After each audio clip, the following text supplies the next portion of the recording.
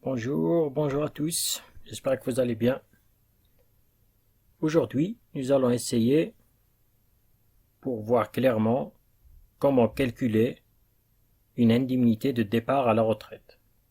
Rappelons les choses, un salarié qui souhaite aller à la retraite, prendre sa retraite si lui a son initiative, pas quand c'est l'employeur qui le met à la retraite.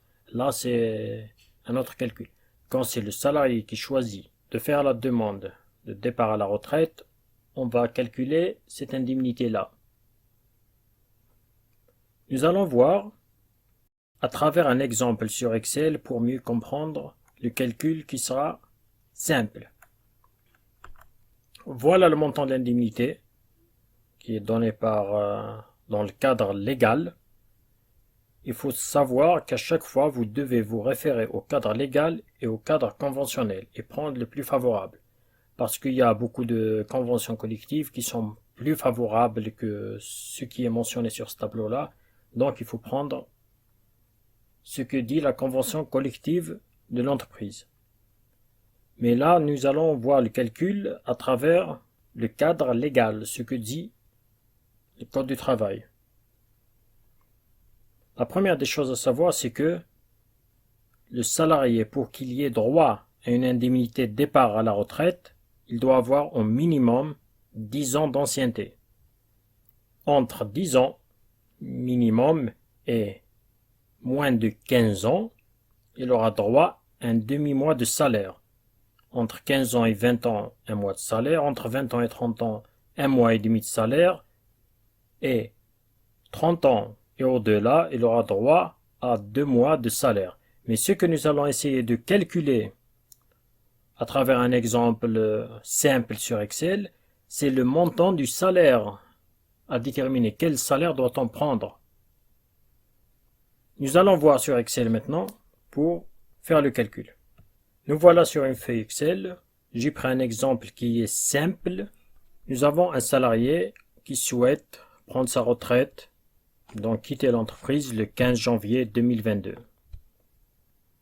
La date d'embauche, elle est de le 1er janvier 1990, ce qui fait qu'il dépasse 30 ans.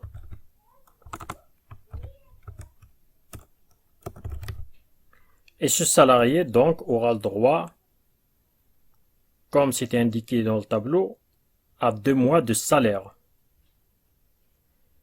Mais quel est le salaire qu'on doit prendre en compte pour le calcul de l'indemnité? Il y a deux choix, ou bien deux choses à faire. Il faut comparer entre la moyenne des salaires des 12 derniers mois avant le départ à la retraite. Il part le 15 janvier 2022, c'est-à-dire on doit prendre les 12 mois avant son départ, donc décembre 2021 jusqu'à janvier 2021. On doit prendre tous ces salaires-là et calculer la moyenne. C'est ce que nous allons faire ici. Et là est égal ça divisé par 12. On a un salaire moyen de 2301,67 €. Et en même temps, on doit calculer la moyenne des 3 derniers mois.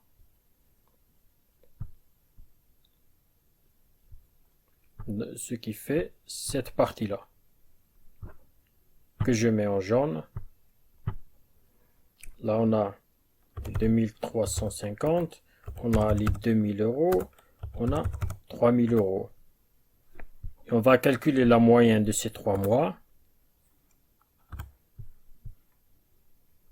Ça, divisé par 3, et on a une moyenne de 2450. Et on doit prendre le plus favorable entre la moyenne des 12 derniers mois et la moyenne des 3 derniers mois. À savoir Imaginons, donc ici dans ce cas-là, on doit prendre les 2450, la moyenne des 3 derniers mois, qui sera pris en compte. Je le mets en vert. Imaginons, ce salarié a un 13e mois qui lui a été versé en décembre. Dans ce cas-là, si c'est un 13e mois, donc qui concerne toute l'année 2021, il doit être proratisé. On ne doit pas juste les mettre là. Il doit être proratisé pour toute la période. Voilà. Donc pour ce salarié-là, le fait qu'il a plus de 30 ans, comme nous l'avons vu dans le tableau, ici, ce salarié, le fait qu'il a plus de 30 ans, il a droit à 2 mois de salaire comme indemnité de départ à la retraite. Il aura droit à indemnité de départ à la retraite